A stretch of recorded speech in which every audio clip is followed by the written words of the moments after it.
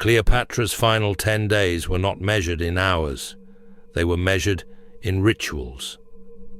Beginning on August 1st, 30th of BC, when Roman forces occupied the royal palace in Alexandria, a specific protocol was implemented. Every evening, as daylight faded over the harbor, Cleopatra was required to participate in a ceremony that had nothing to do with Egyptian custom and everything to do with Roman control. This is what actually happened in those nights, documented in fragments by Plutarch, referenced obliquely by Dio Cassius, and analyzed by modern historians who recognized the pattern. The ritual began at sunset. Roman guards would enter Cleopatra's designated quarters, not violently, but with absolute regularity. They carried no weapons visibly drawn. They made no threats.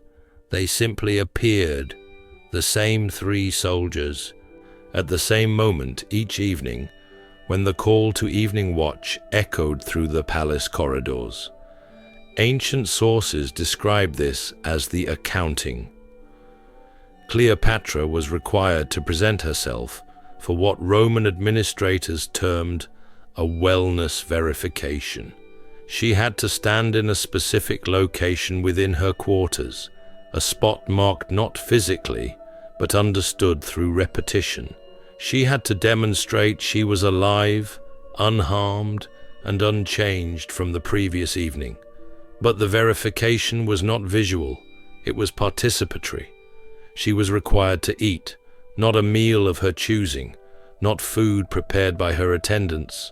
Every evening, Roman soldiers brought a tray containing specific items: bread, baked that afternoon in the military camp kitchens, salted fish, standard legion rations, watered wine mixed in front of her from marked containers. Figs, inspected individually before presentation. The food was never Egyptian. It was never royal. It was soldiers' provisions, and she was required to consume a portion of each item while the guards observed. Plutarch notes this detail in his account of her final days, though he does not emphasize its significance. He mentions that Cleopatra ate sparingly from provisions brought by her captors. Dio Cassius references meals provided under supervision. Neither historian explains why this mattered, but the pattern reveals the purpose. The nightly feeding ritual served multiple functions simultaneously. First, it prevented poisoning, not of Cleopatra, but by Cleopatra. If she ate the same rations as Roman soldiers, rations prepared in their kitchens under their observation, she could not secretly consume poison she had accumulated. She could not gradually build tolerance to toxins. She could not prepare her body for a controlled exit. Second, it established dependence. Every sunset reminder that her sustenance came from Roman sources. She was not feeding herself. She was being fed. The distinction was not semantic. It was hierarchical. A pharaoh commands resources. A captive receives allowances. The nightly ritual reinforced which category she now occupied. Third, it created routine compliance. Small obediences prepare for larger ones. A person who submits to supervised meals each evening is being trained to accept supervision as normal. By the time transport to Rome was ready, the transition would be smoother because the pattern of compliance was already established. But there was a fourth function, and this one appears in details historians initially overlooked. The guards did not simply watch her eat. They recorded what she consumed. A scribe accompanied the evening detail, carrying a wax tablet. After each meal, notations were made: how much bread she ate, whether she drank the wine, if she touched the figs, which items she consumed first, how long the meal lasted. These records were not casual observations, they were medical documentation. Rome was monitoring her physical condition with the precision of livestock management. Because Cleopatra's value to the triumph depended on her appearance. She needed to arrive in Rome alive, but she also needed to arrive presentable. Too thin, and she would appear pitiable rather than powerful. Too weak, and she might not survive the journey. Too defiant in bearing, and she might inspire sympathy rather than satisfaction. The nightly feeding ritual allowed Roman administrators to track her deterioration or maintenance. If she stopped eating, interventions could be implemented. If she ate too little, rations could be adjusted. The goal was not her comfort. It was her preservation within acceptable parameters. After the meal, the second part of the nightly ritual began. Cleopatra was required to prepare for sleep under observation. This did not mean Roman soldiers remained in her sleeping quarters throughout the night.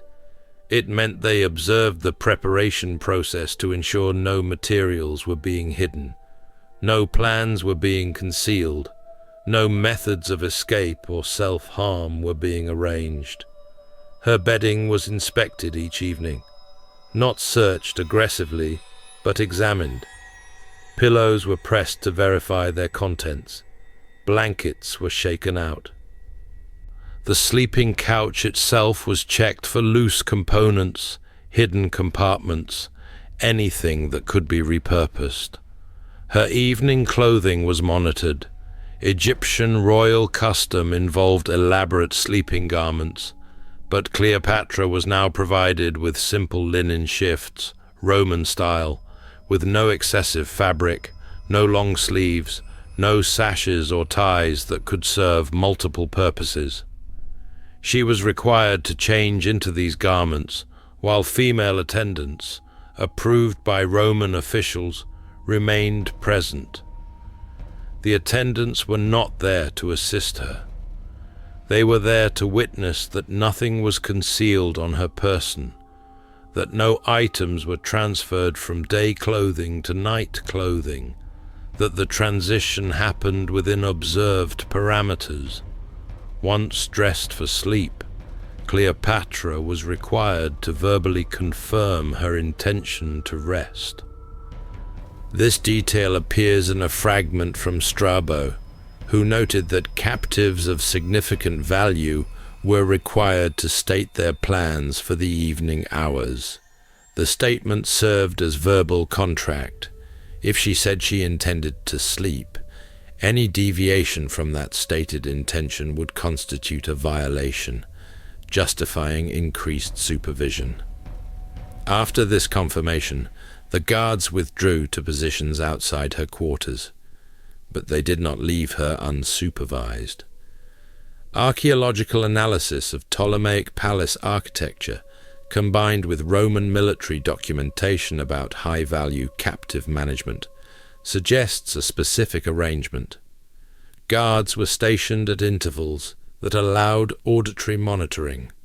They could not see into her quarters, but they could hear.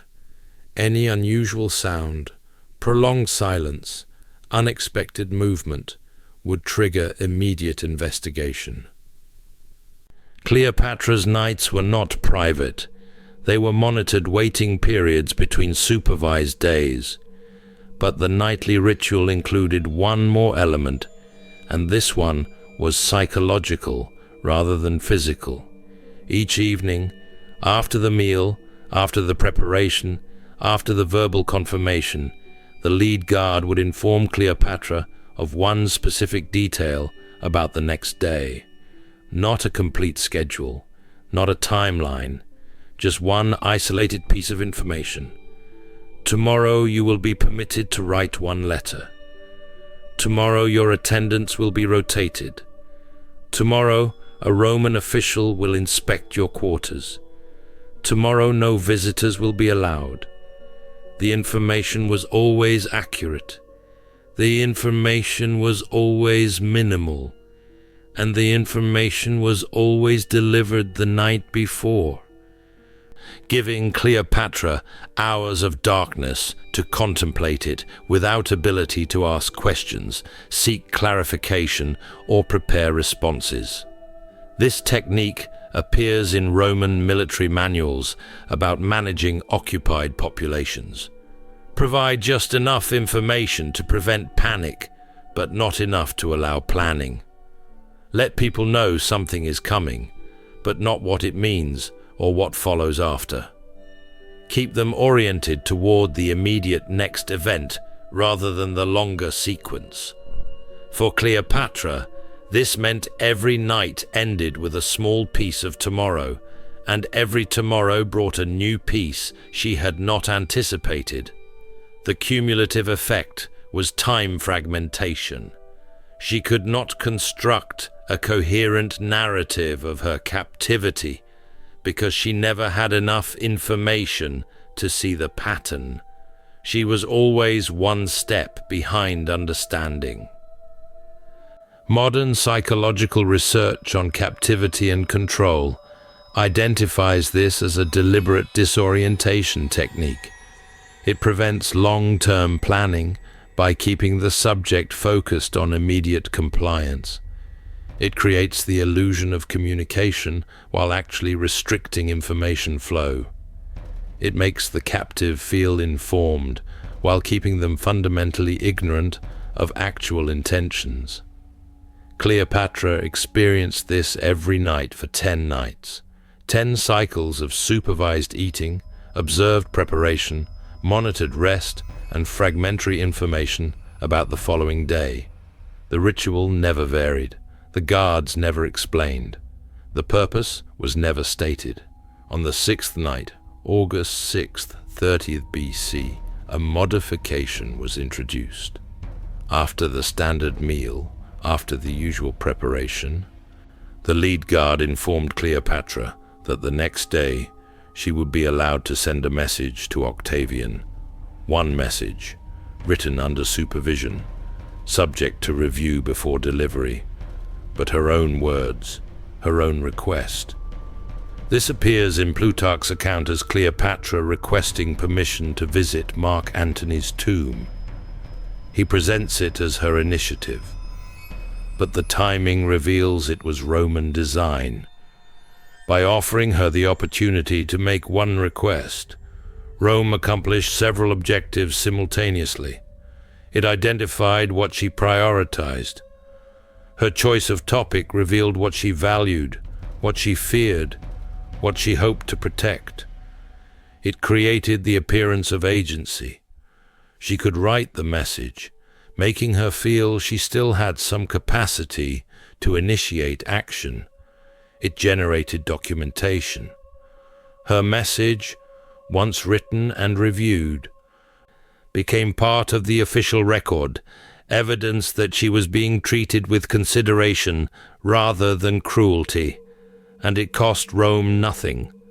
Whether they granted her request or denied it was irrelevant. The act of allowing her to ask was sufficient to serve their purposes. Cleopatra wrote requesting permission to perform funeral rites at Mark Antony's tomb. The message was reviewed.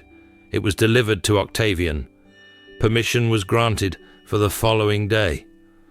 On August 7th, Cleopatra was escorted under guard to the tomb where Mark Antony had been interred weeks earlier. She was allowed to perform ritual offerings, pour libations, and remain at the site for a designated period. Ancient sources describe this as a moment of emotional release, Cleopatra weeping over her deceased partner, speaking to his memory, performing final honors. What sources do not emphasize is that every moment was observed. Guards accompanied her throughout. Her words at the tomb were overheard and likely recorded. Her emotional state was monitored. Even this moment of apparent permission was actually data collection. Rome was observing how she behaved when given limited freedom. what she said when she believed she had private space, how she composed herself when performing personal ritual.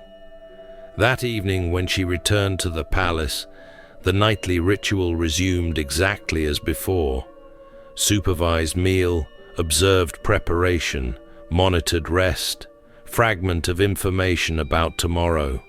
Nothing about the tomb visit was referenced. It had happened. It was now past. The routine continued unchanged. This reinforced a critical lesson. Variations in her daily experience did not alter the fundamental structure of her captivity. She could be granted permissions, allowed movements, given opportunities, but every single one occurred within the framework of Roman control. The nightly ritual remained constant. For Cleopatra, this meant the one predictable element of her captivity was the evening supervision. Everything else could shift, change, appear, or disappear without warning. But every sunset, the guards would come. Every evening, she would eat their food. Every night, she would prepare for sleep under observation. Every darkness, she would receive one small piece of tomorrow. The psychological impact of this predictability was complex. On one level, routine provides structure. Knowing what to expect can reduce anxiety. But on another level, a routine you cannot control reinforces powerlessness. You know what is coming, but you cannot prevent it, modify it, or escape it. The certainty becomes its own form of torment. By August 9th, Cleopatra had endured 9 cycles of this nightly ritual. She had eaten food she did not choose, prepared for sleep under observation, spent 9 nights being auditorily monitored, and received 9 fragments of information that never assembled into a complete picture. Roman records from this period, preserved in later historical compilations, indicate that Cleopatra's physical condition remained stable. She was eating adequately. She was sleeping sufficiently. She was maintaining the health profile necessary for transport. The nightly monitoring system was working as designed. But something changed on the evening of August 9th. The guards arrived at the usual time. They brought the usual tray. But Cleopatra did not eat. Not in refusal, ancient sources clarify, but in distraction. She appeared agitated, repeatedly moving to the window, looking toward the harbor, asking questions about ship schedules. The guards did not force her to eat. That was not part of the protocol. They simply waited. After a prolonged interval, she consumed a small portion of the bread and figs. Less than usual. The scribe recorded the deviation. The guards noted her unusual behavior. But no intervention was implemented. The assumption was that tomorrow's cycle would correct the pattern. She was simply having a difficult evening. It happened.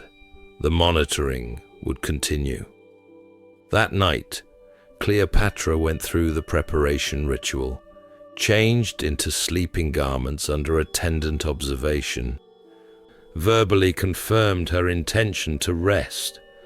The guards withdrew to their monitoring positions outside her quarters. The palace grew quiet. What happened in the following hours remains the most debated sequence in ancient history. What is certain is that by the morning of August 10th, when guards entered for the daily verification check, Cleopatra was dead. She was found on her sleeping couch, arranged in repose, dressed in royal regalia that had not been available to her the night before. 2 of her female attendants were dead beside her. The chamber showed no signs of struggle, forced entry, or violence. The immediate Roman response is telling. Guards were questioned about the nightly monitoring. Had they heard anything unusual? No. Had anyone entered the quarters after the evening ritual? No unauthorized persons. Had Cleopatra received anything not documented? Nothing they had observed. The interrogation focused not on who killed Cleopatra, but on how the monitoring system had failed to prevent her death. This reveals what the nightly ritual had actually been designed to accomplish. It was not about her comfort, her health, or even truly about preventing escape. It was about preventing exactly what had just occurred, an autonomous exit. The nightly feeding ritual was meant to eliminate poison access. The nightly preparation ritual was meant to prevent concealment of implements. The nightly monitoring was meant to detect any deviation from prescribed rest. Yet despite all these protocols, Cleopatra had died on her own terms, in her own timing, wearing symbols of her own authority. The system had failed. Octavian's response, documented by multiple sources, was immediate bureaucratic adjustment rather than emotional reaction. The triumph schedule was reviewed, the presentation format was modified, the substitute effigy was commissioned. But he also ordered a full investigation into the monitoring protocols. How had she obtained the royal garments? Where had the poison or asp been concealed? When had the preparation occurred? The investigation produced no definitive answers, which itself is revealing. If Cleopatra had been killed by Roman agents, there would be clear documentation. Romans recorded their administrative actions meticulously. If she had been assisted by sympathetic guards, the investigation would have identified the breach. If external agents had infiltrated the palace, evidence would exist. The lack of clear explanation suggests Cleopatra had exploited the one vulnerability in the nightly ritual system, the assumption of total control. Rome had monitored her eating, her preparation, her rest, her activities, but monitoring requires the monitored subject to behave in observable ways.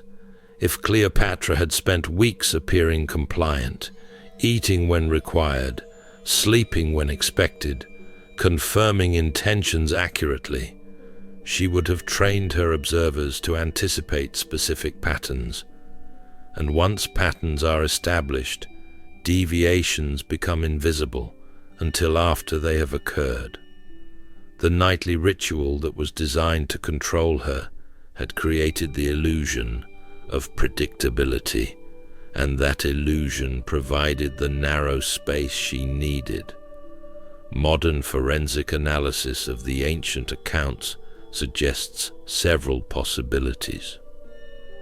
The poison or asp could have been concealed in the fig basket that arrived with her final meal, placed there by someone with access to Roman supply chains. The royal garments could have been smuggled in piece by piece over several days, hidden within ordinary laundry deliveries. The preparation could have occurred in the brief window between the guards' withdrawal and their routine check at dawn. What matters is not the specific method. What matters is that despite 10 nights of ritualized control, despite supervised meals and observed preparations and monitored rest, Cleopatra retained agency over her final act. The nightly ritual revealed something Rome had not intended to demonstrate. Control is not the same as prevention. You can monitor every visible action and still not capture intention. You can document every compliance and still not eliminate will. You can establish perfect routine and still encounter the unpredictable. For 10 nights, Roman soldiers forced Cleopatra to eat their food, prepare for sleep under observation, and exist within a framework of total supervision. For 10 nights she complied, and on the 10th night she transformed compliance into method. The nightly ritual that was meant to preserve her became the pattern she used to ensure her preservation would not serve Roman purposes. She ate the last meal. She wore the sleeping garments. She confirmed her intention to rest. And then she exited the system entirely. When Octavian received news of her death, he reportedly examined the monitoring records personally. Every notation about her meals, every observation about her preparation, every fragment of information delivered each evening. The record showed perfect compliance right up until the moment compliance ended. The investigation tried to identify the failure point, but there was no failure point. The system had worked exactly as designed. It had monitored, documented, and controlled every prescribed action. What it had not controlled was the action that fell outside prescription. The nightly ritual continued for other high-value captives in subsequent Roman campaigns. The supervised meals, the observed preparations, the monitored rest, the fragmented information. The protocols were expanded, not reduced. More guards, more frequent checks, more detailed documentation. But the fundamental assumption remained unchanged. If you control visible behavior, you control the person. Cleopatra's death proved that assumption wrong. You can force someone to eat every night. You can observe their preparation for sleep. You can monitor their rest and fragment their information and document their compliance. But you cannot force them to arrive at tomorrow if they have decided otherwise. The unspeakable thing Roman soldiers forced Cleopatra to do every night was not a single act of degradation or violence. It was the systematic replacement of autonomy with supervision.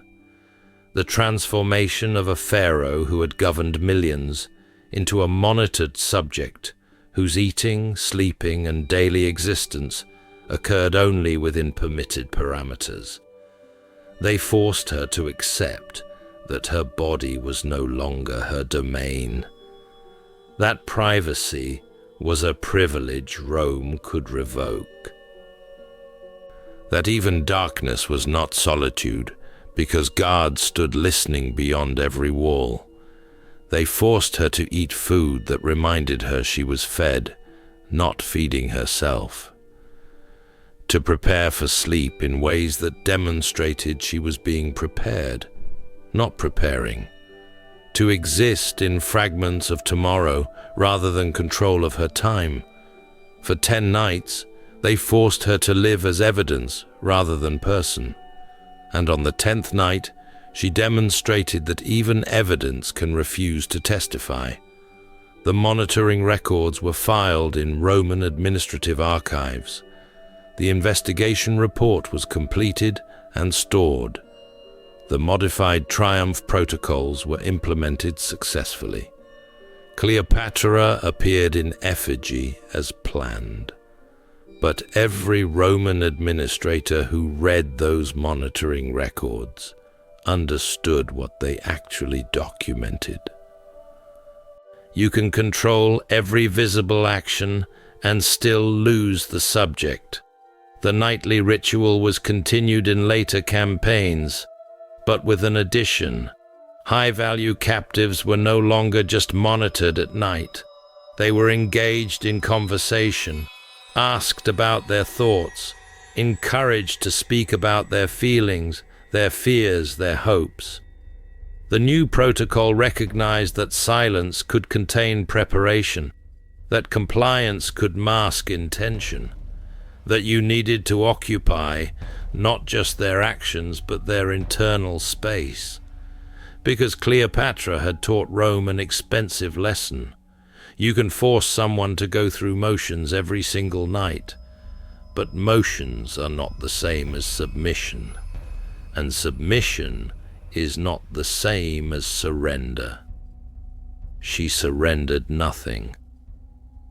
She simply waited for the exact moment when compliance had created enough predictability to allow one unpredictable act, and in that moment, the nightly ritual meant to preserve her for Roman purposes became the pattern she used to preserve herself from them.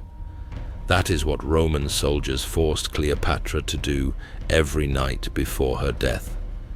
Not a single unspeakable act, but a systematic dismantling of sovereignty, one supervised meal at a time. And that is what she transformed it into. Not a degradation, but a pattern she could predict, and once predicted, exploit. History records her death as a mystery, but the mystery is not how she died. The mystery is how someone under total observation managed to die unobserved. The answer is in those 10 nights of ritual, in the supervised meals and observed preparations and monitored rest, in the perfect documentation of perfect compliance, in the records that showed nothing wrong right up until everything had already happened.